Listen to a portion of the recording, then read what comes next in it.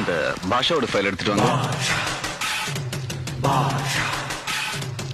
எந்த பாஷா சார்? பாம்பே பாஷா. அந்த பெரிய கடத்தல் மன்னனா? என்ன சார் இது? பாஷா பேர் சொன்னாலே எப்படி பதறீங்க? ரொம்ப பயங்கரமான ஆளாச்சு சார். அவன் கிட்ட 4 வருஷம் ஆச்சு. இப்ப இருக்கு அவன் ஃபைல். அந்த ஃபைலை கொண்டு வாங்க. பம்பாயில பாய் ஆளே வேறடா.